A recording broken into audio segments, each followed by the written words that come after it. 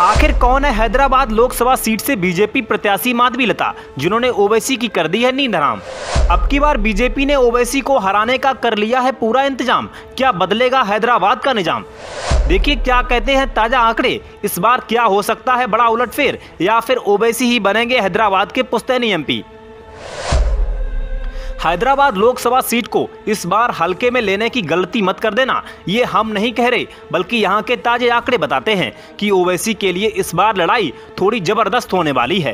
भाजपा प्रत्याशी माधवीलता ने ओवैसी के गढ़ में आकर उन्हें खुली चुनौती दे डाली है। आपको बता दें कि हैदराबाद लोकसभा सीट पर पिछले 4 दशकों से ओवैसी परिवार का कब्जा जमा हुआ है, लेकिन अब की बार उनके खिलाफ बीजेपी ने माधवीलता को उतारा है, जिनके आए दिन वीडियोज और फोटोज सोशल मीडिया पर तेजी से वायरल होते रहते हैं।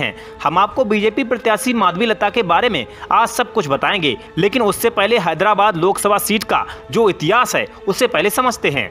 आपको बता दें कि हैदराबाद मुस्लिम बहुल सीट है, लेकिन मतदाता सूची से इस बार 5,41,000 वोटों के कम हो जाने एवं माधवीलता के प्रचार के निराले अंदाज से विरोधी खेमे में बेचैनी है। यहाँ के 20 लाख वोटर सांसद नहीं बल्कि मूसा नदी के तट पर बसे इस ऐतिहासिक शहर का भविष्य चुनने जा रहे हैं। संसदीय चुनाव के परिणाम के आधार पर तेलंगाना की राजनीति भी करवट ले सकती है। यह भी तय हो सकता है कि 1591 में मोहम्मद कुली कुतुब शाह द्वारा बसाए गए हैदराबाद पर ओवैसी का कब्जा आगे भी जारी रहेगा, या दक्षिण की ओर बढ़ रही भाजपा के कदम को माधवीलता से सहारा मिलेगा। ओवैसी जीतते हैं तो सब कुछ यथावत रहेगा, किंतु अगर जीत भाजपा की होती है तो इस शहर की पहचान की पुनर्व्याख्या तय है, भाग्यनगर या हैदराबाद। आजादी के बाद से हैदराबाद में लोकसभा के हुए कुल 17 चुनावों में 10 बार ओवैसी परिवार की जीत हुई है। सिर्फ 7 बार ही अन्य को मौका मिला है।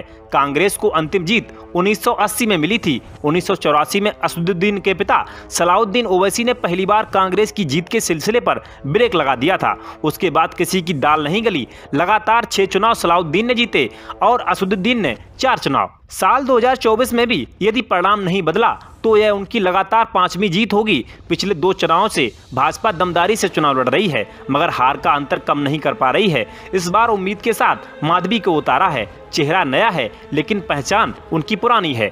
माधवी प्रखर हिंदू नेता के साथ सामाजिक कार्यकर्ता के रूप में जानी जाती हैं। वह गौशाला चलाती हैं और स्लम बस्तियों की मुस्लिम महिलाओं के सुख दुख में हमेशा खड़ी रहती हैं। वह उन्हें आर्थिक सहायता दिलाती हैं और सनातन की वह प्रखर वक्ता हैं। स्वास्थ्य के क्षेत्र में भी वह सक्रिय हैं। माधवीलता ने बुधवार को अपना नामांकन दाखिल करते समय चुनाव आयोग को सौंपे एक हलफनामे में परिवार की संपत्ति का विवरण दिया। आपको बता दें कि हैदराबाद लोकसभा सीट से भाजपा की उम्मीदवार कोम्पेला माधवीलता के पास 221.37 करोड़ रुपए की पारिवारिक संपत्ति है, जो उन्हें तेलंगाना के सबसे अमीर उम्मीदवारों में से एक बनाती है। भाजपा ने ओवैसी के विरुद्ध सशक्त प्रत्याशी देकर विपक्ष के उन आरोपों को भी आईना दिखाया है जो ओवैसी की पार्टी को भाजपा की बी टीम बताते हैं। माधवीलता खुद कहती हैं कि ओवैसी की पार्टी को अब कोई बी टीम नहीं कह सकता है, क्योंकि भाजपा ने मुझे बुलडोजर की ताकत देकर हैदराबाद भेजा है। माधवी के दावे में मुस्लिम महिलाओं का भी दम नजर आता है, क्योंकि 3 तलाक जैसे मुद्दे पर काम करते हुए उन्हें गरीब मुस्लिम महिलाओं का साथ मिला था।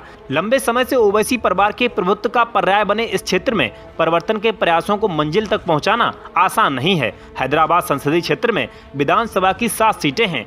इनमें से 6 पर ओवैसी की पार्टी का कब्जा है। ऐसे में अब यह देखना दिलचस्प होगा कि जीत किसकी होती है। ब्यूरो